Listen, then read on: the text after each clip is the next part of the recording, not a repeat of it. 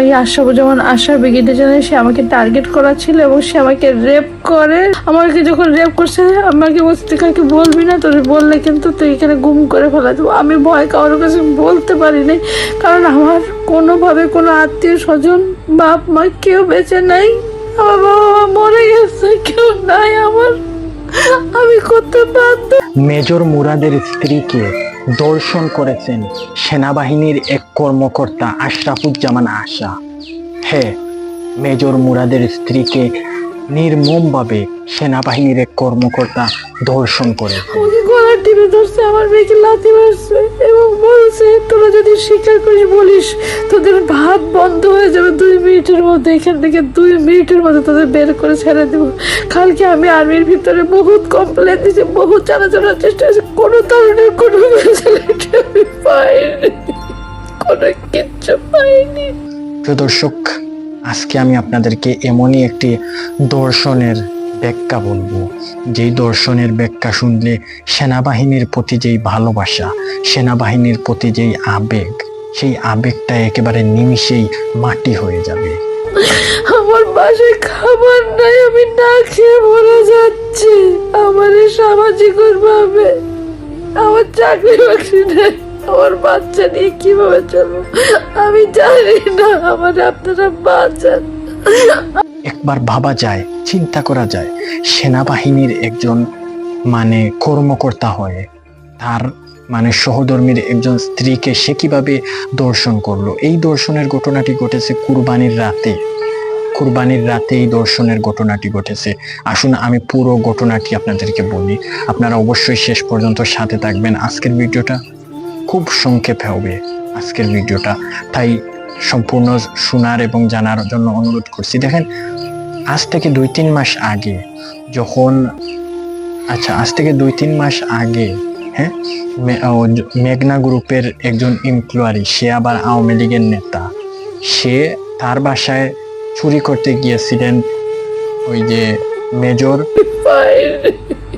কোনো কিচ্ছু পাইনি, আমি কিচ্ছু পাইনি, আমার কোনো জাস্টিস দেয়নি। কালকে আমি আর্মিতে রিপোর্ট করতে যেতে চাচ্ছি, জানি না আমি ফিরে আসবো কিনা, কোনো কিছু হবে কিনা। মুরাদ ডাকাতি করতে গিয়েছিলেন মেঘনা গ্রুপের একজন এমপ্লয়ির বাসায়। তো তখন সাথে সাথে সেটা ওনাকে ধরে ফেলে ওনাকে বিরুদ্ধে মামলা হয়, পুলিশ এসে পুরো ঘটনাটি তদন্ত করে জানতে পারে যে ওনাকে জেলে নিয়ে নেয়। তো এইদিকে ওনার স্ত্রী তো একা হয়ে গেছেন। তো যেহেতু ওনার স্ত্রী একা হয়ে গিয়েছেন, তো সেহেতু এই সুযোগটা কাজে লাগিয়েছেন আশরাফুজ্জামান আশা। তিনি এই সুযোগটা কাজে লাগিয়েছেন। তো উনি ঢাকা শহরে তো একা থাকেন, ওনার যেহেতু কোনো বাচ্চা নেই।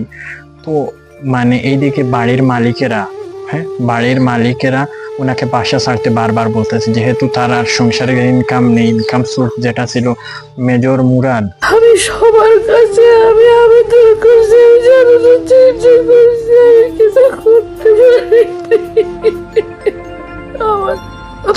তো এইদিকে বারবার চাপ দিতেছে বাড়ির মালিকেরা, 25 দিনের ভিতরে ওয়ারেন্টলি বাসা ছেড়ে দিবা। এই সুযোগে হাত ধরেছেন আশরাফুজ্জামান আশা, এসে বলতেছেন তোমার ভাই আছি, আমি তোমার ভাই আছি, তোমার কিচ্ছু হবে না, আমি অনেক বড় মাপের ক্ষমতা, কেউ তোমাকে কিচ্ছু করতে পারবে না। এইভাবে বাসা ভাড়া সহ ওনার যাবতীয় খরচ সহ মেজর আশরাফুজ্জামান আশা উনি বহন করতেন মেজর মুরাদের স্ত্রীর জন্য।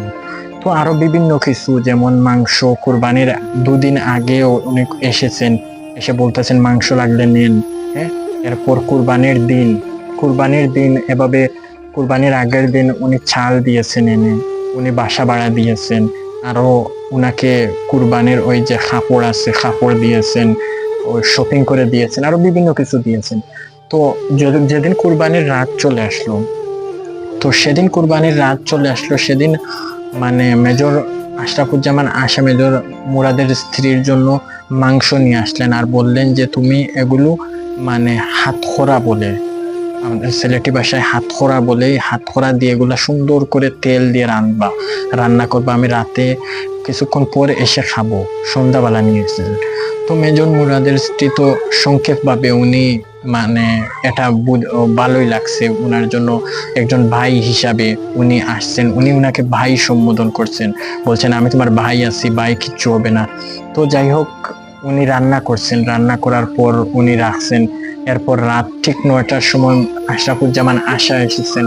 আশরাফুজ্জামান আশা আসার পর গিয়ে ওই যে কি হয়েছে, মানে উনি খেতে বসছেন।